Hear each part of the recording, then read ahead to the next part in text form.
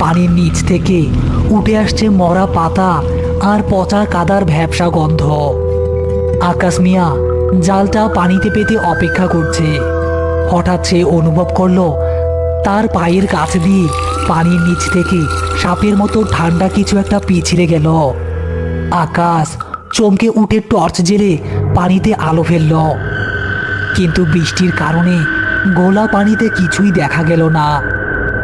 আরে কি যেন একটা বাড়ি মার লোমানে হইতাছে না, বড় গজার মাছ মনে হইতাছে। আইজকা বড় শিকার মিলব নিশ্চয়ই।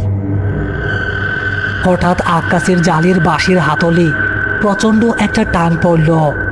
টানটা এত জোরে ছিল যে আকাশ প্রায় হুমড়ি খেয়ে পানির উপর পড়ে যাচ্ছিল।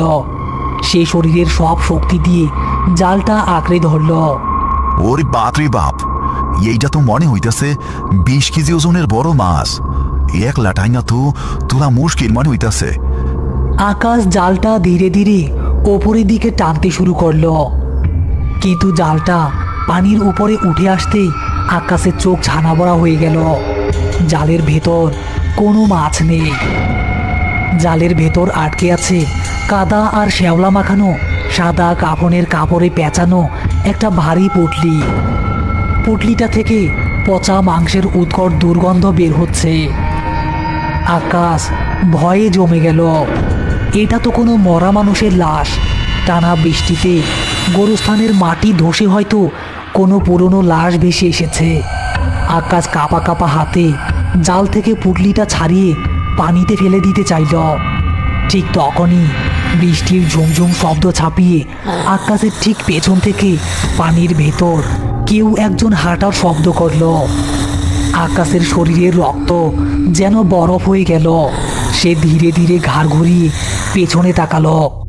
পেছনে তাকাতেই বিকট শব্দে এক বিদ্যুৎ চমকালো, আর সেই 1 সেকেন্ডের নীলচে আলোয় আকাশ যা দেখতে পেল তাতে তার হৃৎপিণ্ড যেন থেমে গেল।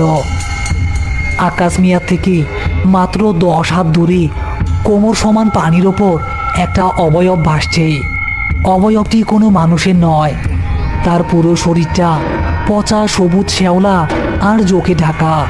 মুখটা ফুলে ঢোল হয়ে আছে, আর চোখের কোটরে কোনো মণি নেই, শুধুই দুটো ফাঁকা গর্ত যেখান থেকে গোলা পানি গড়িয়ে পড়ছে।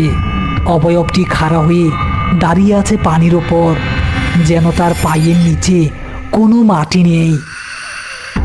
হঠাৎ করেই বিদ্যুৎ চমকানো থেমে গেল। চারপাশটা আবার ঘুটঘুটে অন্ধকার। অন্ধকারের ভেতর থেকে আকাশের খুব কাছ থেকে একটা পুরুষালী গড়গড়ে কণ্ঠস্বর ফিসফিস করে উঠল। মনে হলো গলাটা পানিতে ডুবে আছে। আকাশ, তুই জালের মধ্যে আমার পোলাডারে আটকাইছস কেন? ওরে সাইরা দে, সাইরা দে কইলাম। আকাশ ভয়ে টর্চ লাইটটা সেই কণ্ঠস্বরের দিকে তাক করল। টর্চের আলোয় আকাশ দেখল অবয়বটি এখন তার থেকে মাত্র 1 হাত দূরে।